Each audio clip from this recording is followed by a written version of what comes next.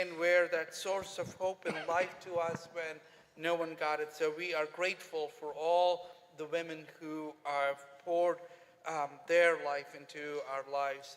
And also today I want to pause and recognize the fact that today, even as we celebrate mothers, there are some in our community for whom this day is extremely difficult, and we tenderly care for them in their moment of need as well. I have several announcements for us this morning. There is a Vacation Bible wish list that is out in the narthex. If you can take a look at that, that will be really helpful for us.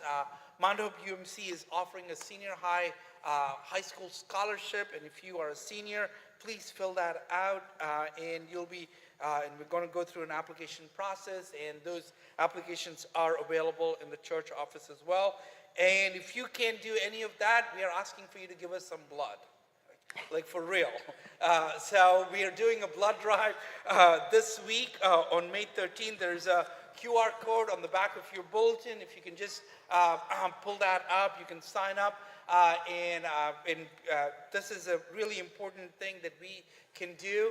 And apparently, if you donate blood, you lose a couple of pounds. So if you are on a weight loss regimen, come on, people, let's do this. Every Mother's Day at Mount Hope Church, we have a tradition where a mom shares her story. And today we are honored that our Children's Ministry Director, Michelle Hall, will be sharing her story, her journey as a mom to us as well. So at this time, I want to invite us, if you are able, if you could stand so that we can stand and sing and proclaim God's goodness in our lives. All these songs today were picked by Michelle.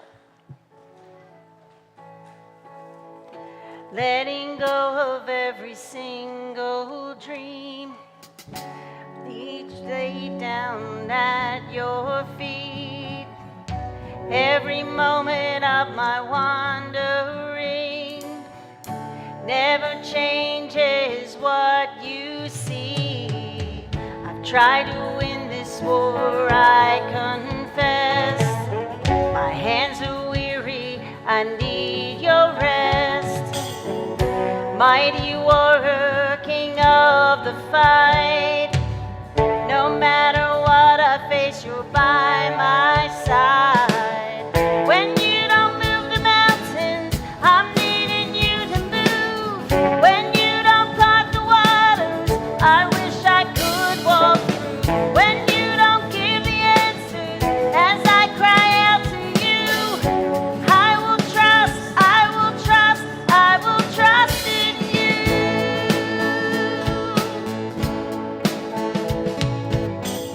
Truth is, you know what tomorrow brings.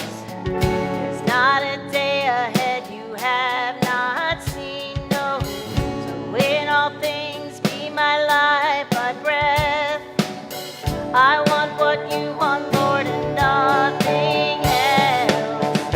When you don't move the mountains, I'm needing you to move. When you don't part the waters, I wish I could walk through. When you don't give the answers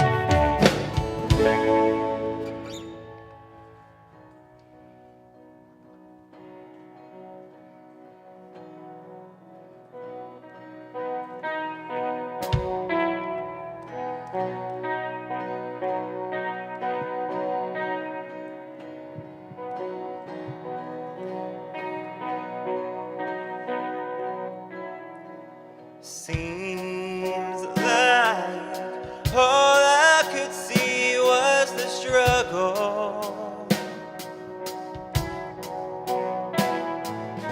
Haunted by ghosts that lived in my past.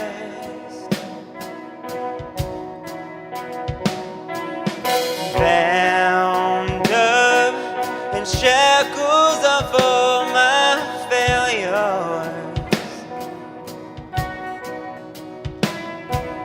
Wondering how long is this gonna last? Then you looked at this prisoner and said to me, son, stop fighting a fight that's already been won. I am redeemed. You've set me free. So I'll shake off these heavy chains, wipe away every stain. I'm not who I used to be. I am redeemed. I'm redeemed.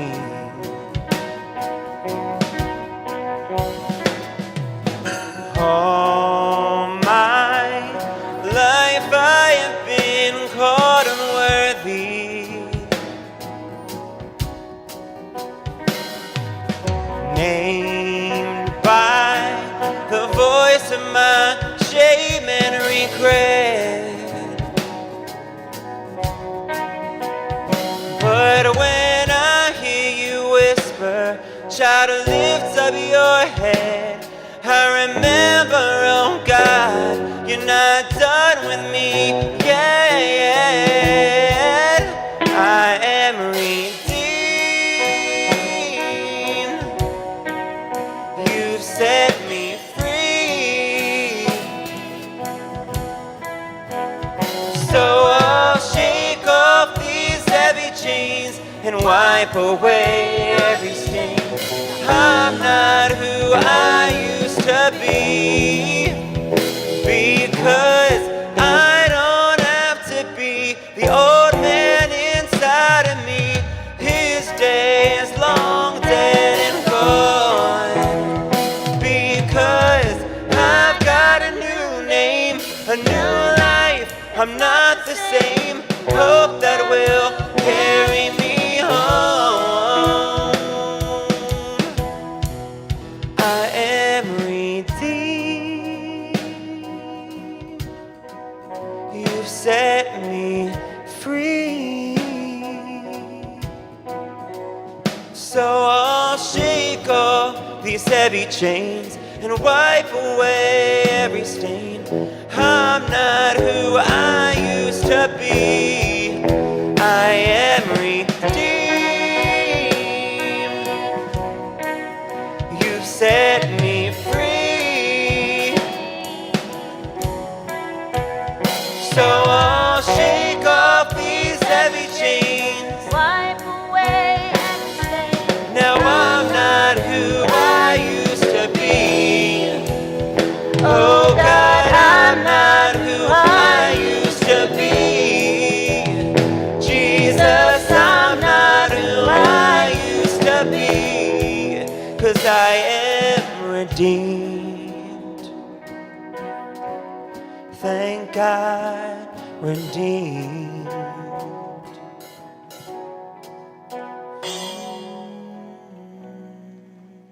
Please be seated.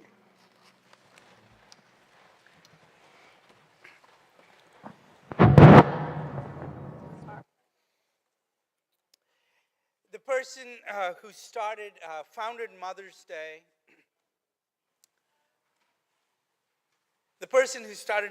Mother's Day, her name is Anna Jarvis. Somebody's agreeing with me. Anna Jarvis was part of a Methodist church right here in Philadelphia. The name of the church was called Old St. George's, and she had created this tradition to honor her own mother and care for her. So celebration of Mother's Day is part of our United Methodist tradition as well. And the reason this day was started was to share a mother's story with those who are around us. So this morning, I want to invite Michelle Hall, who is our children's ministry director here at Mount Hope Church, and she does an absolute amazing, wonderful job caring for this ministry. There are so many of us who are blessed by it. She knows how to care for the children who walk through the doors of this church and for various community events, and also care for the parents. So will you give a round of applause as we welcome Michelle Hall this morning.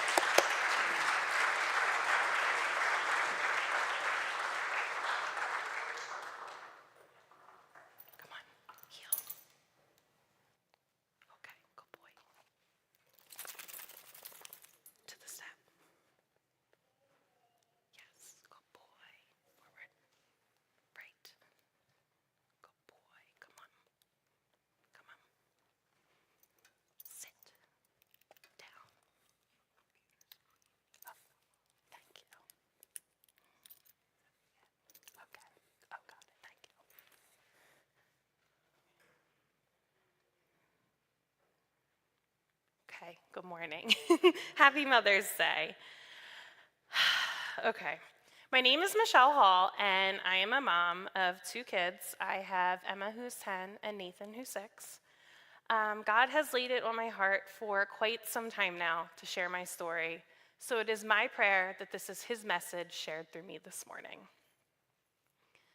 I consider myself extremely blessed to have grown up in Mount Hope Church and known Christ from a young age. Immediately from birth, I was exposed to the power of prayer, the amazing and continuous support of family and friends, and God's healing. I was born with multiple heart defects and have been followed closely by cardiology my entire life. Prior to my first major surgery, at just 6 weeks old, my parents were sure to have me baptized, actually right here where I'm standing now. That first surgery was followed by a number of various childhood hospitalizations, and I always knew that there was a mountain of people behind me rallying not only in support, but through exceedingly kind gestures, such as I had people who learned CPR so they could care for me as a child. I had people who traveled to Boston Children's Hospital so they could donate blood. I had family and friends who decorated the front yard when I got home from major surgeries, and I even saw a childhood friend just pop in who I know made me a video at one point when I had a surgery. And I think for a long time, I just always thought that alone was my story, that my cardiac history was my testimony. But little did I know, our faith and our testimonies can continue to expand. And while that's a huge part of the foundation of my faith, and surely part of why I'm standing here now, I also believe that it was a seed God planted in my life to prepare me for challenges that he knew were coming my way as an adult. So we're gonna flash forward now to the year 2008. I was 21 years old, and I was in my last year at Millersville University getting ready to student teach. It was at this time that I began experiencing out of the blue eyesight symptoms. I can't quite pinpoint like an exact day or time, but initially I started to notice what I can only describe as a pulsating flash in the upper right corner of my visual field that never went away. It's still there to this day. Additionally, I was extremely sensitive to light. My color vision was distorted, and of course, things were blurrier than they should be. I saw doctor after doctor, went for test after test, and really there were no answers. Eventually, a top ophthalmologist at Wills Eye in Philadelphia pretty much leveled with me. He told me that he knew something was going on in my retina. He knew it was extremely rare. He had never seen anyone like it before. But he could assure me it wouldn't worsen over time. So even though he couldn't fix it, the good news was that it wouldn't worsen. So my life pretty much went on. I got a job that I absolutely loved, teaching math at Ridley Middle School. I was involved here at church in various things. I was involved in Bible studies. I money counted at one point. I served on the conference mission team, Nick did as well. I think I served for about 7 years. And things were good. I had this little bit of low vision, but I pretty much learned to tune it out, and life went on. And honestly, we were super blessed. It was right around the time that Nick and I were thinking of starting a family. This was about 5 years from initial symptom onset, that I started to notice changes. I was working at Ridley Middle School at the time, and sun glare was becoming such a concern for me that I actually started altering my driving route to and from work to avoid it. There was a day when I was driving home from work that I hit an unexpected detour. As I turned, the sun was shining smack in my face, exactly what I had been working every day to avoid. The next thing I knew, I heard pedestrians yelling. I rolled down my window to see what the commotion was, and they let me know that the commotion was me. I was driving the wrong way down a one-way street. I hadn't seen the sign. Terrified, I was lost, and I actually asked those same pedestrians for help, and they directed me to a gas station where I was picked up by my dad and my brother, and they came and drove my car home. And if you know our family, in true form for our family, we all joked about it. But the reality is, I was hiding the depths of what was happening with this vision loss from everyone, including them. And in public, I was struggling too. I remember a day being in Aston Giant and someone just started screaming at me, and I didn't understand why. And here I was in the 10 items or less line with a full cart of groceries, and I didn't know the sign was there because I couldn't read it. There was another day I was at the beach, and I remember a custodian started screaming at me in a public restroom. Apparently, I was using a stall she had just cleaned, and can't you read the sign? Actually, no, I couldn't read the sign. And that was just kind of like what became everyday life for me.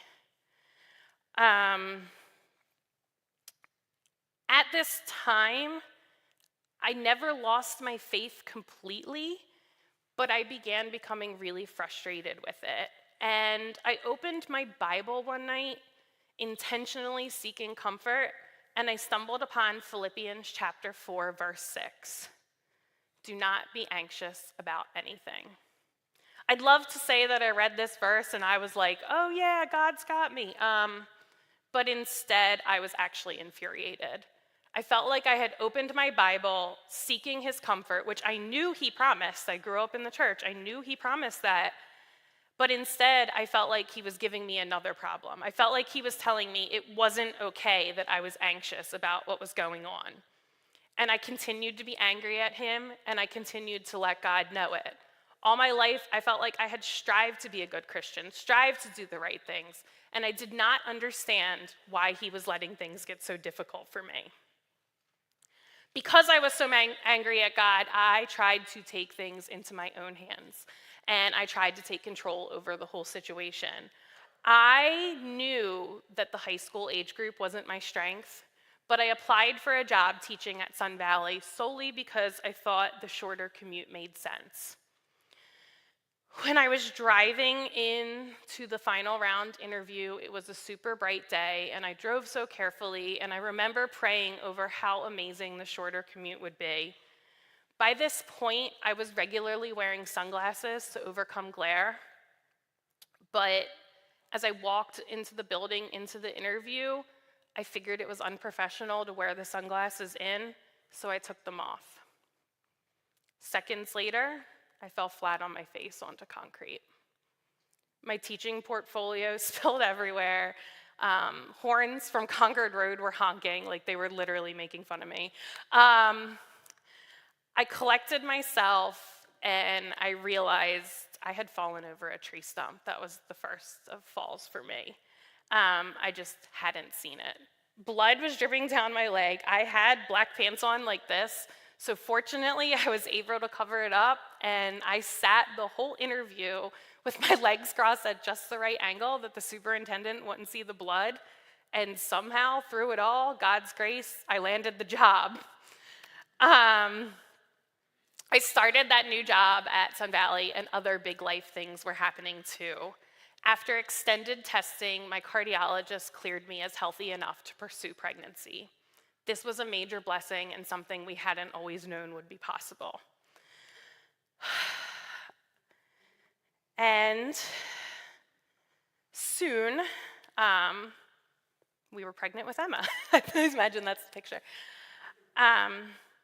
But while this was so amazing, we were so excited, I had what I kind of consider my final battle with sun glare. I was driving to work one morning at what was supposed to be my nice, easy, short commute, and I rear-ended a stopped car at a traffic light that I just didn't see in front of me. It was 100% my fault, and I made a decision from that point on to stop driving. I was becoming aware that even though doctors didn't think so, things were definitely worsening with my eyesight. But I kept most of the thoughts to myself because honestly, how do you tell family and friends you think you're going blind?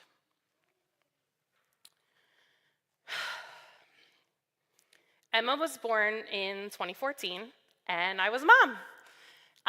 And while, of course, it was so exciting and we were so blessed, I began questioning God's plans and his purpose for me even more. I was a first-time mom while simultaneously adjusting to no longer driving, and I was quickly realizing that without transportation, little things become big things. If Emma needed to go to the doctor, how would I get her there? If I ran out of diapers, formula, let alone something I might need for myself, I didn't know how I would get it.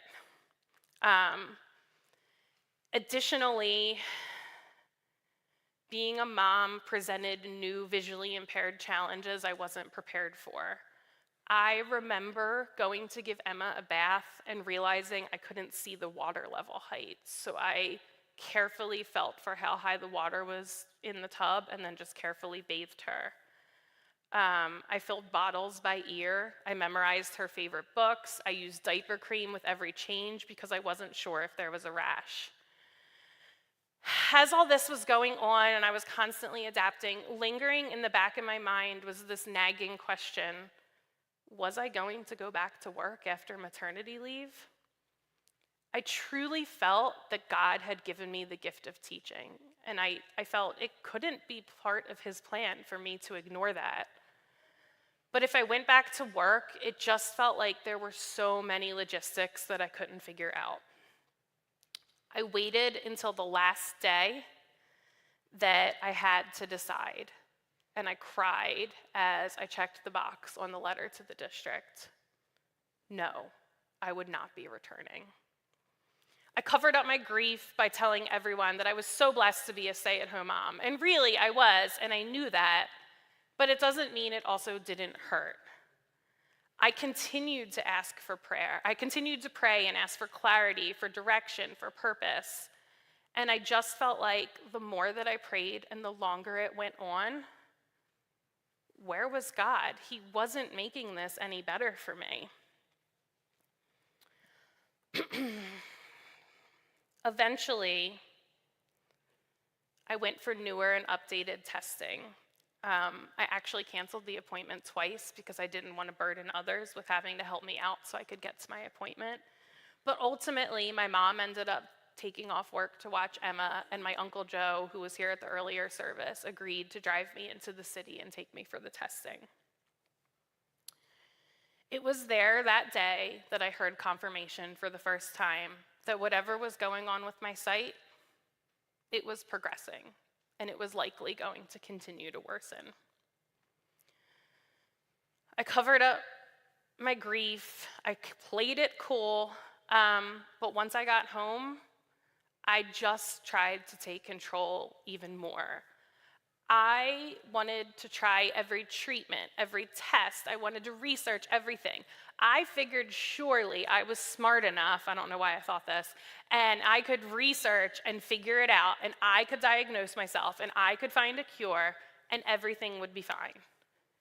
But the reality of the situation hit me as I was scouring my patient portal looking for clues and insights, and I read something about myself that I hadn't known. I was actually legally blind. Eventually, My doctors determined it was worth a try to put me on a strong immune-compromising drug. The biggest catch to it was I had to agree to try it for 2 years, and at that time, I had to agree not to try to get pregnant. This meant Emma would be well over 3 before we could even try to get pregnant again from a sight perspective, and then I would still have to talk to my cardiologists about that too. But this was a pretty much last-ditch effort, and we decided to give it a try. And interestingly, during the 2 years on that medication trial, God met me right where I was at in my faith.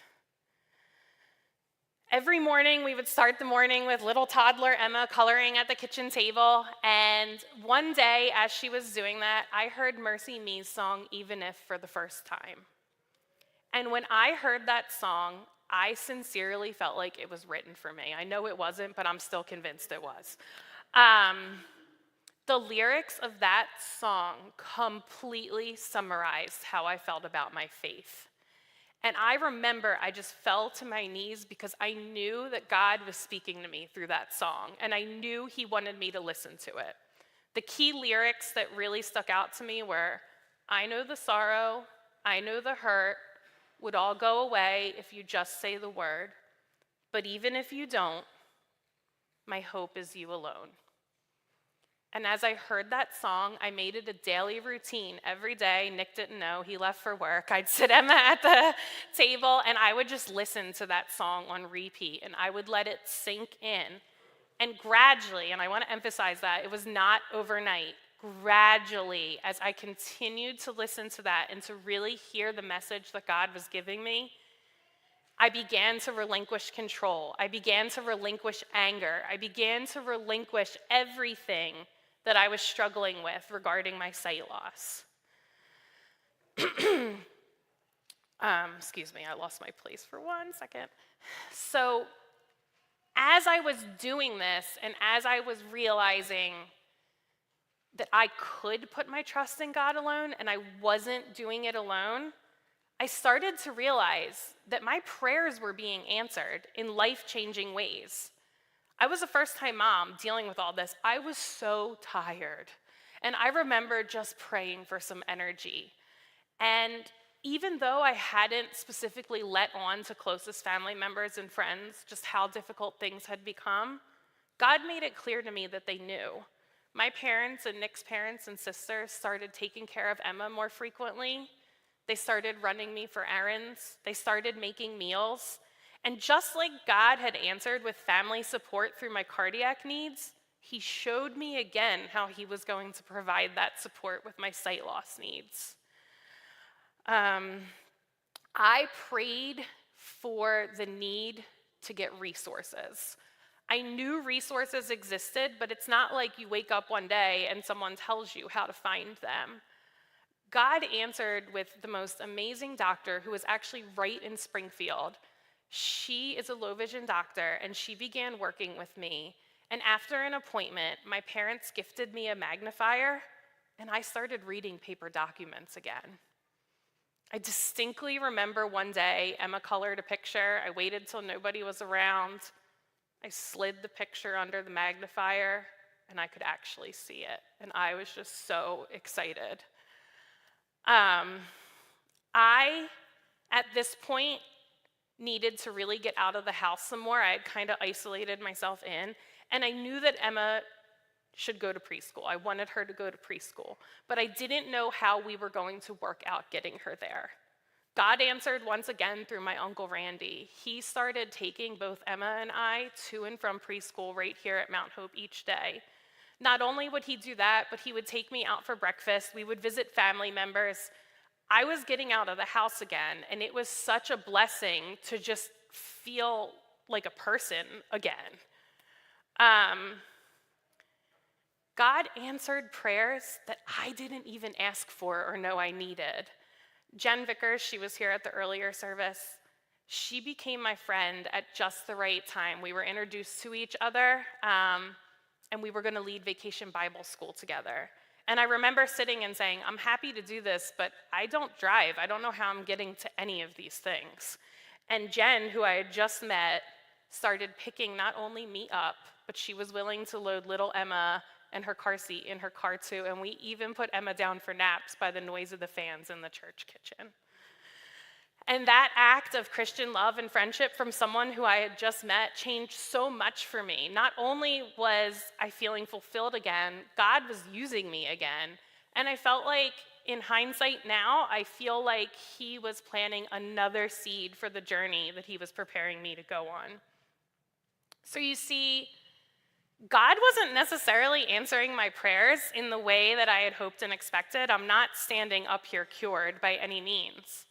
But he for sure was answering them, and it was all according to his timing and not mine.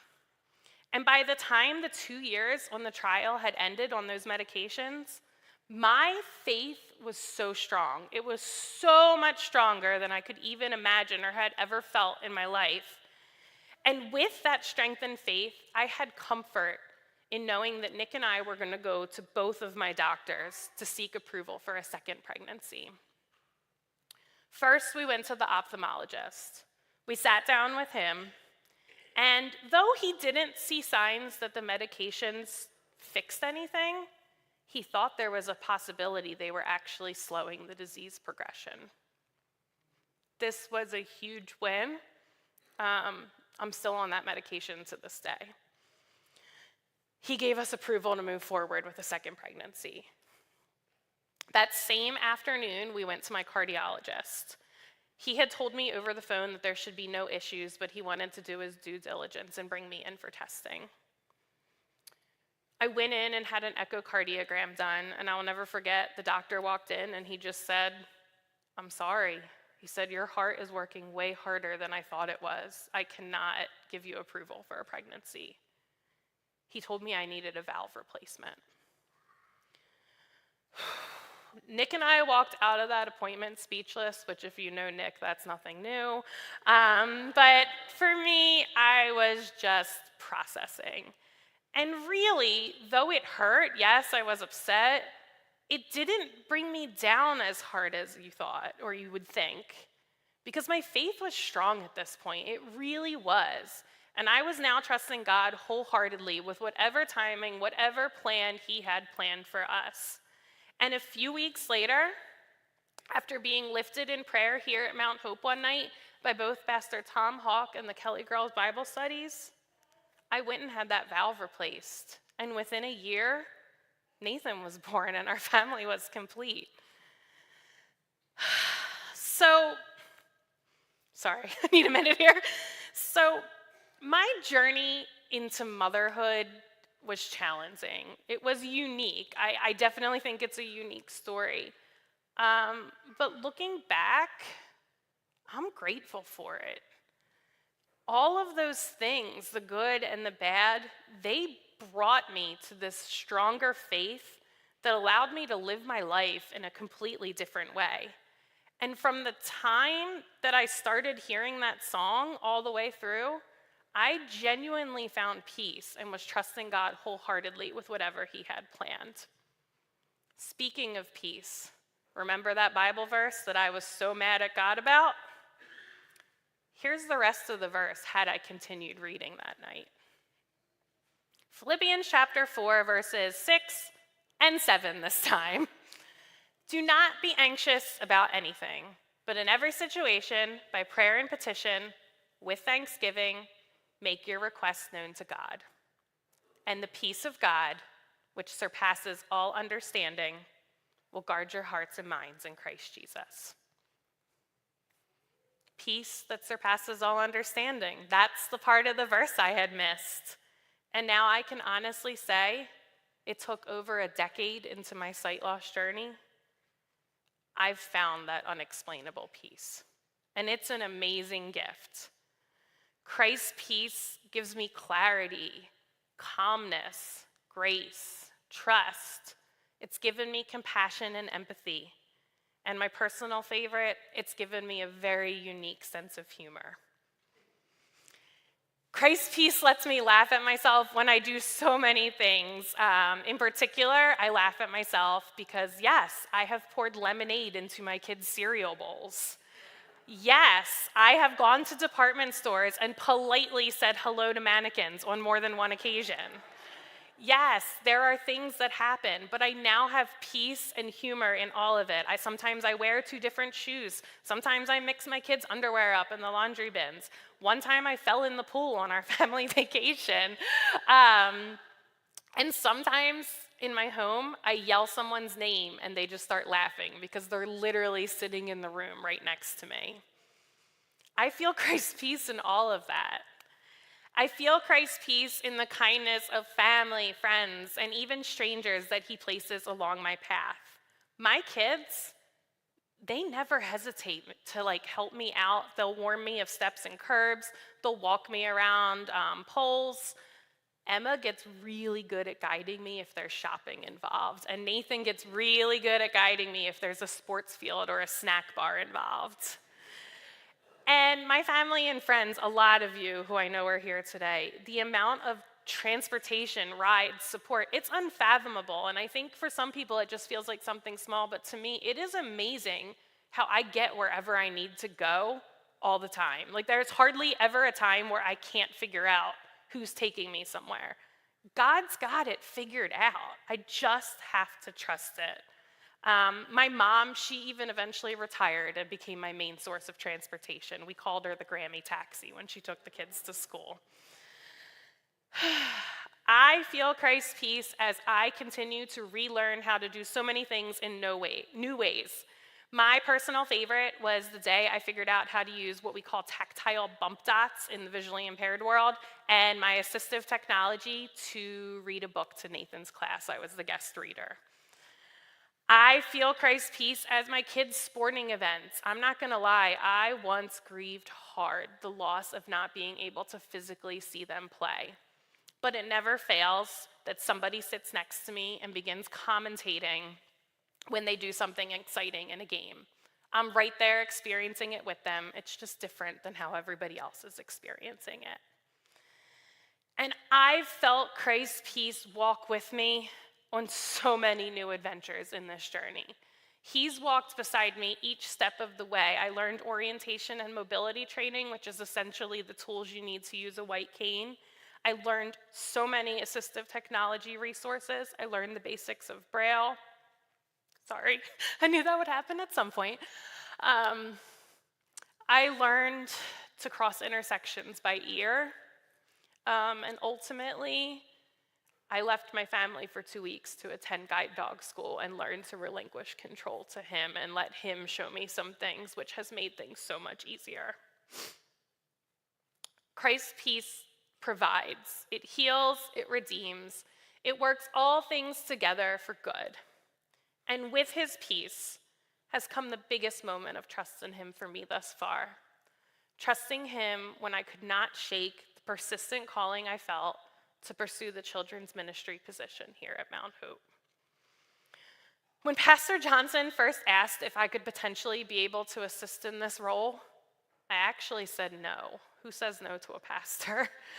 But at the time, first of all, he didn't know the depths of what was going on because I was pretty much hiding it, but I could hardly even send an email, and I made it pretty clear there was no way I was comfortable ever being in any type of classroom again.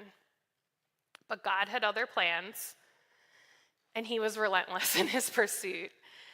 And gradually, he started showing me how he would equip me.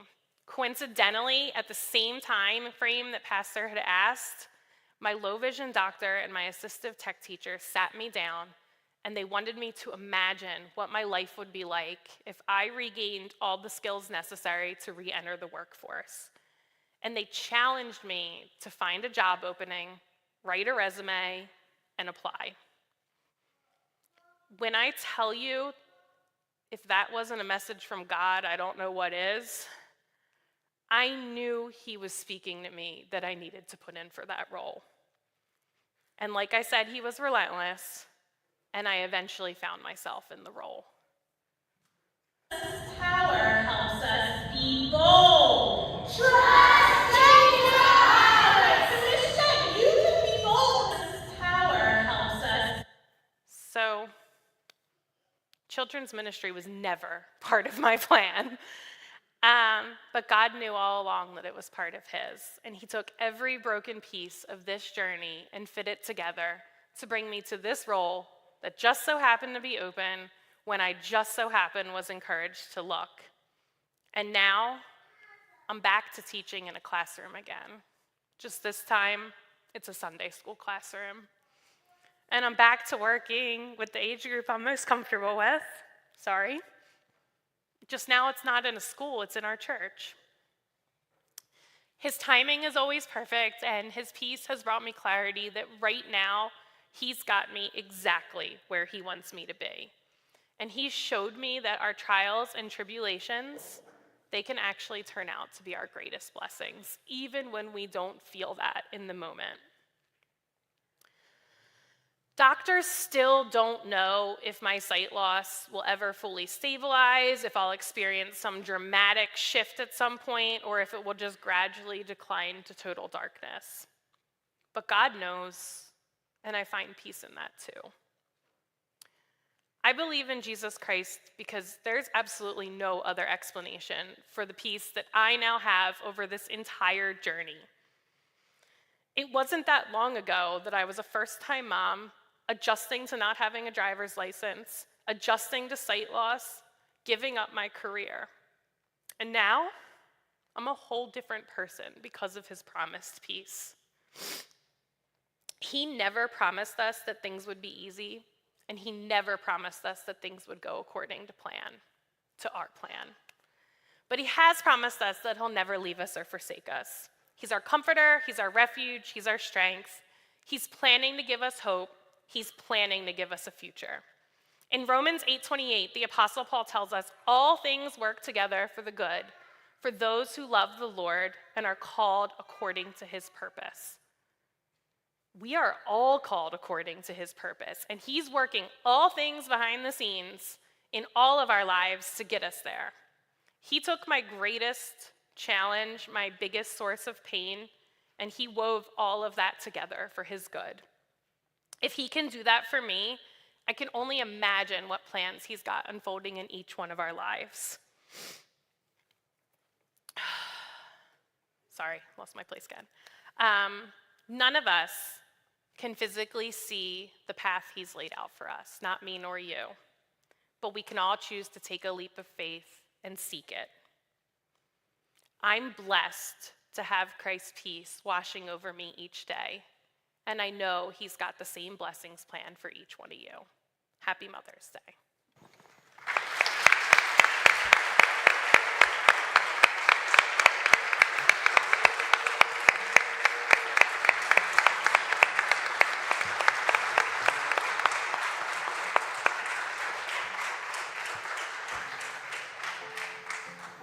Please join us.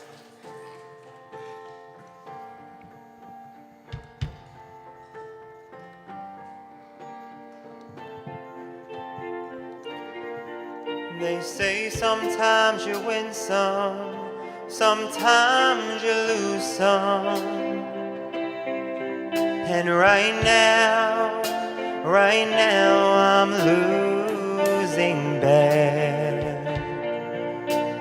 I've stood on this stage night after night, reminding the broken it'll be alright. But right now, oh right now, I just can't. It's easy to sing when there's nothing to bring me down. But what will I say when I'm held to the flame like I am right now? I know you're able and I know you can save through the fire with your mighty hand. But even if you don't, my hope is you alone.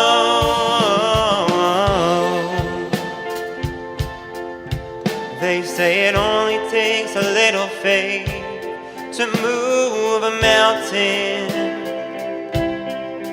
Well, good thing a little faith is all I have right now. But God, when you choose, leave mountains unmovable. Give me the strength to be able to sing, it is well with my soul. I know you're able and I know you can save through the fire with your mighty hand. But even if you don't, my hope is you alone.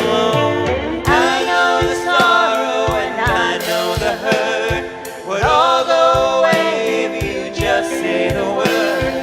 Even if you don't, my hope is you alone.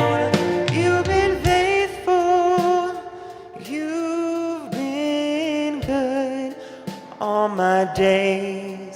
Jesus, I will cling to you. Come what may, 'cause I know you're able, and I know you can. I know you're able, and I know you can save through the fire with your mighty hand. But even if you don't, my hope is you alone. I know the sorrow and I know the hurt will all go away if you just say the word. Even if you don't, my hope is you alone. It is well with my soul. It is well, it is well with my soul. Please be seated.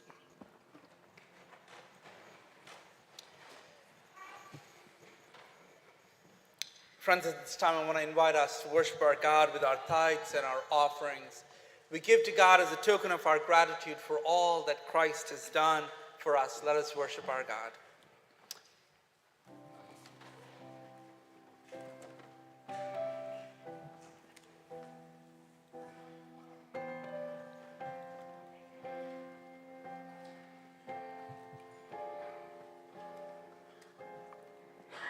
Well, blue skies and hillsides feel so far away, and I wrote in my notebook that I've seen better days than the ones of late. I can't bear the weight. The rain won't stop pouring out my window pane, and I haven't left my bedroom in 76 days. I wish something would change, 'cause I'm losing faith. So I brought it up in a desperate prayer. Lord, why are you keeping me here? Then he said to me, child, I'm planting seeds. I'm a good God and I have a good plan. So trust that I'm holding a watering can.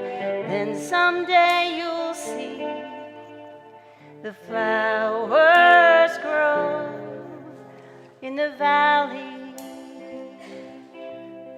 So whatever the reason, I'm barely getting by. I'll trust it's a season, knowing that you're by my side every step of the way. And I'll be okay, 'cause I brought it up in a desperate prayer. Lord, why are you keeping me here? Then he said to me, child, I'm planting seeds. I'm a good God and I have a good plan. So trust that I'm holding a watering can. Then someday you'll see the flowers grow in the valley.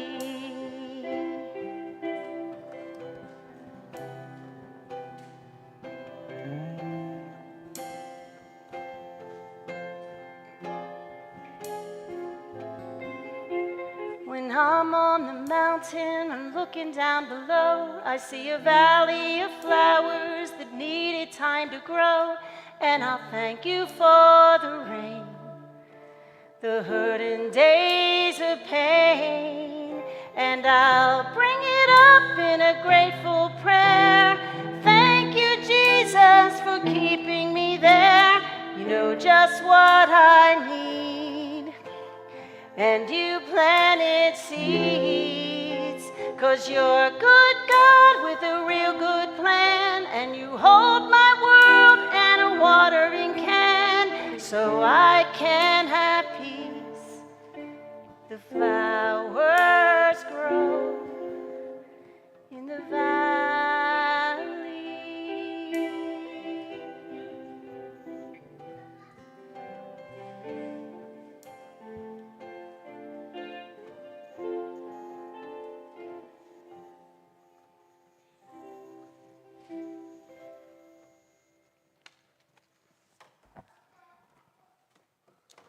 If you are able, would you rise this morning for this blessing, this benediction, as you go from this place? May you go seeking the God who formed you and who created you, knowing that he works all things good for those who seek his purposes. In the name of the Father, Son, and the Holy Spirit. Amen.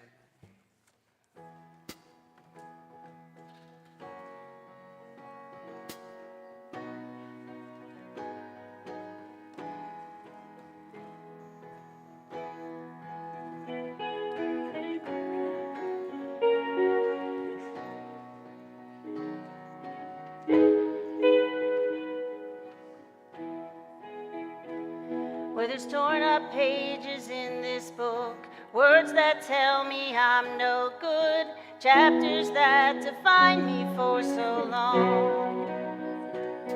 But the hands of grace and endless love dusted off and picked me up, told my heart that hope was never gone. God is in this story, God is in the details, even in the broken parts. He holds my heart, he never fails. When I'm at my weakest, I will trust in Jesus, always in the highs and lows, the one who goes before me. God is in this story.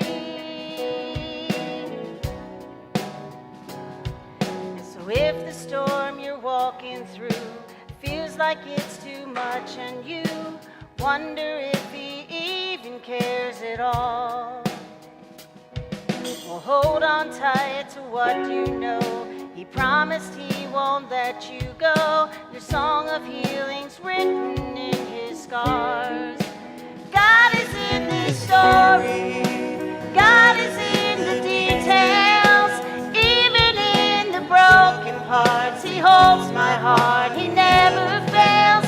When I'm at my weakest, I will trust in Jesus, always in the highs and lows, the one who goes before me. God is in this story. If it feels like addiction, if it reads like disease, he's the one who frees the prisoner, he's the healer of all things. If it reads like depression, if it's broken home, he's the one who holds your sorrow, won't leave you here alone. God is in this story, God is in the details, even in the broken parts. He holds my heart, he never fails. When I'm at my weakest, I will trust in Jesus, always in the highs and lows, the one who goes before me. God is in this story, always in the highs, the lows, the one who goes before me. God is in this story, God is in my story. a great week. Thank you, Michelle, for sharing your testimony. And by the way, a little bird told me today's Michelle's birthday. So I think we should end the service with a happy birthday to Michelle. Happy birthday to you. Happy birthday to you. Happy birthday, dear Michelle. Happy birthday to you. Thank you. Have a great week. We'll see you next Sunday. Be blessed. And happy Mother's Day to everyone. God is in this story.